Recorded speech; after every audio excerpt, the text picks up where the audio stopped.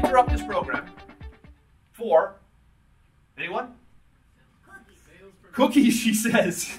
You must have seen the box in the back. We interrupt this program for the sales prevention department. By far and away, my favorite topic, being in the sales arena for 19 years now. I have a lot of fun with this. We do it every month. It becomes a part of the YouTube channel, becomes one of my podcasts. It's live, seen by all of you first every single month. But the sales prevention department is a funny thing because, ironically, 99% of businesses these days have a sales prevention department. Do you? Do any of you have a sales prevention department? You wouldn't admit it. But today I'm going to talk to you about the tale of the dentist office study. Any dentists in the room? Any dentists on webcast? There might be, I don't know. But this is going to blow you away. How many of you, before I talk about this, how many of you have people who answer the phone in your business? Raise them high. I want to get a ratio.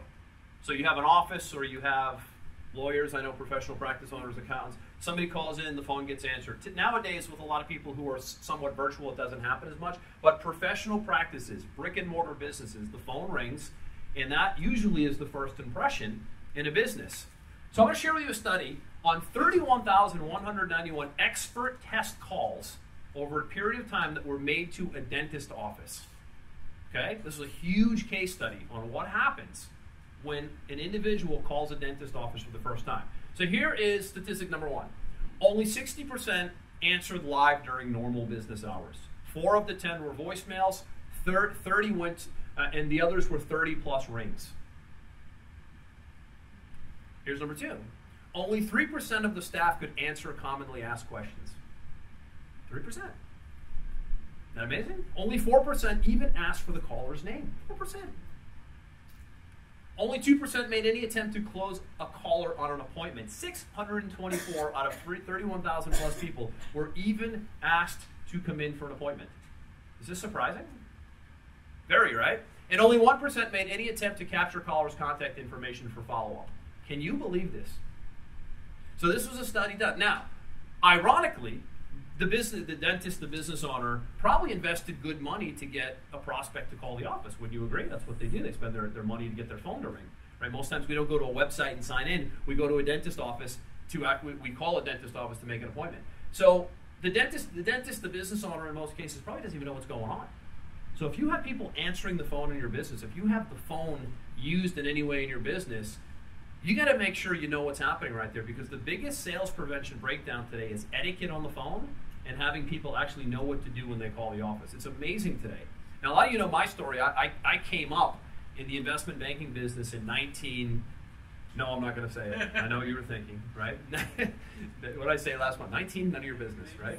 1995 or 6 years, I was in the financial services space, the investment banking space, and all we had was the telephone.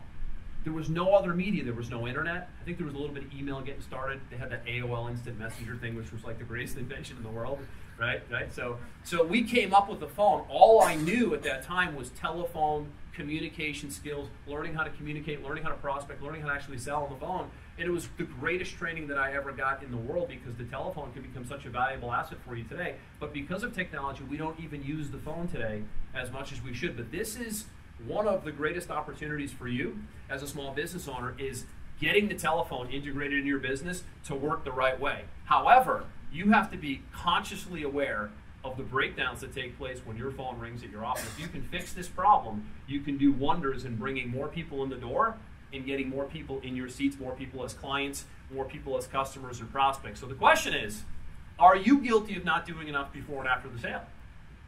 But the bigger question is this: is your team or staff guilty of not doing enough before or after the sale? And most business owners are clueless about this. They think because they get a nice big smile from their employees, they think because somebody's loyal that they're doing a wonderful job on the telephone, but most likely that's not the case, especially if there's no training in place when it comes to telephone etiquette and telephone communication. So if you have any kind of phone presence in your business, use it as a tool to differentiate yourself from everybody else, because very few understand the power and the skill of the phone. You do not want these statistics happening in your business.